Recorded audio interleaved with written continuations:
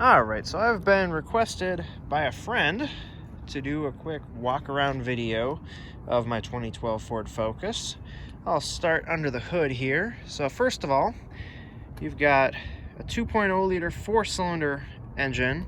It does have GDI, meaning gasoline direct injection, so high pressure fuel injection directly into the cylinders, which creates a little extra horsepower, making this engine create 160 horsepower, I believe, at 7,000 RPM.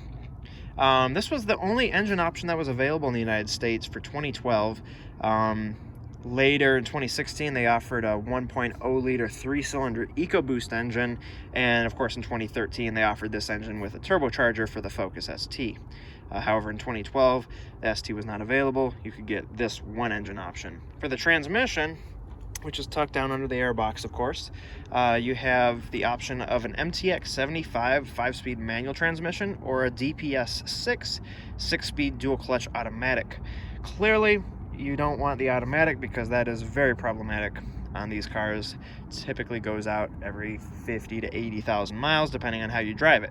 The harder you drive it, the longer it's going to last, because Ford programmed the clutch really badly. Anyway, so moving on, I'll go into the interior of the car. I like to take pride in how my car looks, so you'll see it is very clean inside.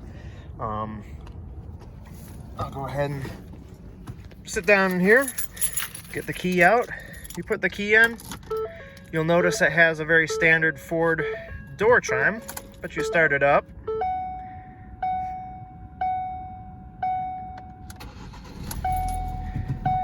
And I think that startup chime is only shared with the Escape and the Transit vans, both the Connect and the full-size Transit.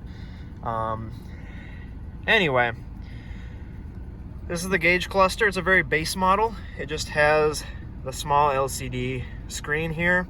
I've got 96,057 miles on here. And just a very standard gauge cluster. You got the tachometer, fuel and temperature gauge, and the speedometer. Moving over to the side here, we got the radio. I'll turn on the headlights here. I think the car has to be moving or something before the radio lights up. Or maybe I just have to turn it on. Let's see. Yeah, so you turn it on. It's pretty intuitive. You got the different modes on the side here. CD, radio, auxiliary, which this button literally does nothing because base model, no aux port, kind of stupid.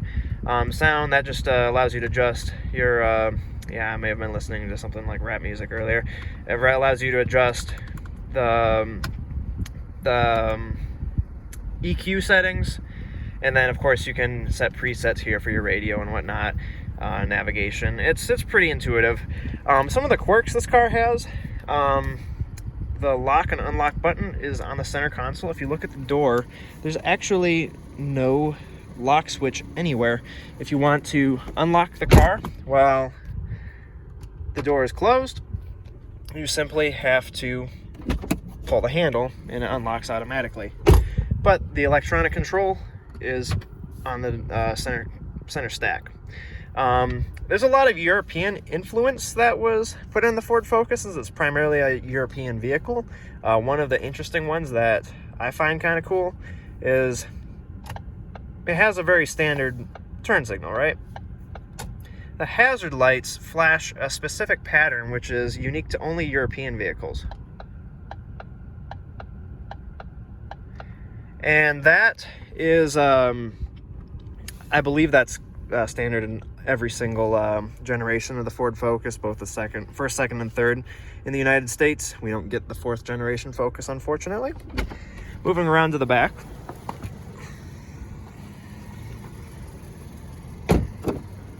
This is me sitting behind myself. While I wouldn't consider it particularly roomy, I still got about 2 inches of space between my knees and the back of the seat, making it a fairly comfortable back seat for a compact car. It's actually not too bad.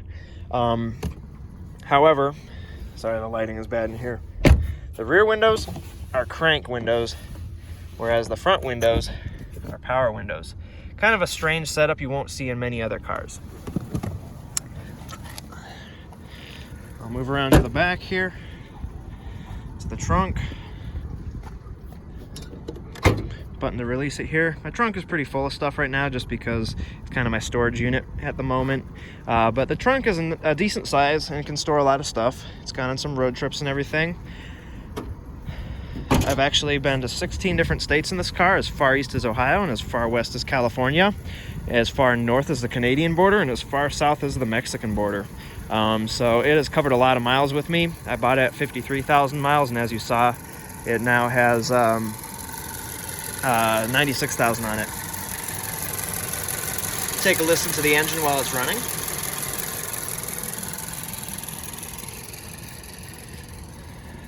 Now finally, I'll talk about some things I've done to the vehicle. On the interior, I have a dash cam I installed. It's a Rove R2 4K. I have it wired. The wires run back behind this A-pillar panel through the dashboard, and they come up off to the side here and plug in right up here. And I also got my phone charger, and this has Bluetooth, which transmits to the radio. I think that's pretty much all I've done to the interior. As far as exterior goes, all new brakes all the way around. I did that. I do my own oil changes, transmission fluid. I had a new clutch put in, and soon when I go back to Texas, I'm going to replace all the suspension because being that this is the original suspension, it's getting kind of old. So I will be doing that. I do keep records of all my maintenance and repairs and stuff in a little notebook paper I keep in my owner's manual, just so I can keep records, because I do a lot of the repairs and stuff myself. So I keep track of that there. See if you want to hear what the engine sounds like revving up. I know it's kind of probably silly, but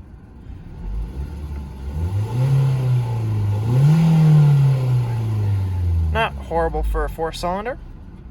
And if we'd like, I can take this thing for a short spin, just kind of show you how it drives. Let's see. Go ahead and close up the hood. Lower the prop rod.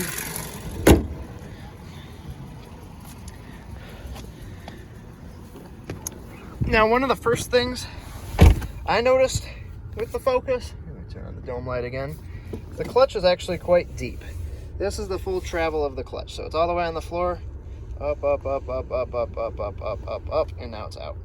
So it's a deep clutch compared to most manual vehicles. Takes some getting used to.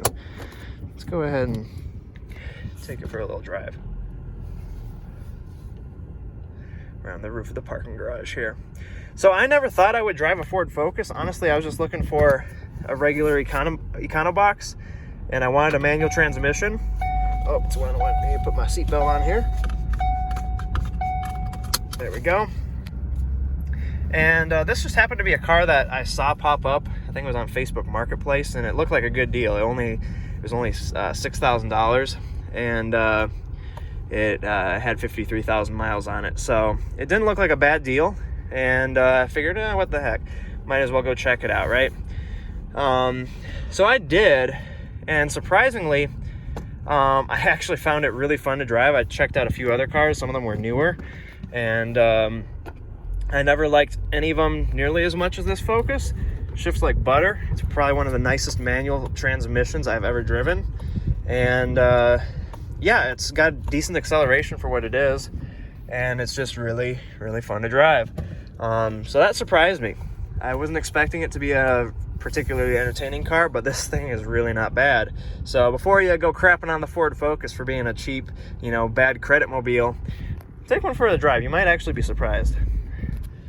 I wish I could get this up to a higher speed, but I'm in the parking garage, so I really can't. But anyway, that's the full tour pretty much of the Ford Focus, a little walk around, and y'all can tell me what you think. And yeah, thanks for watching.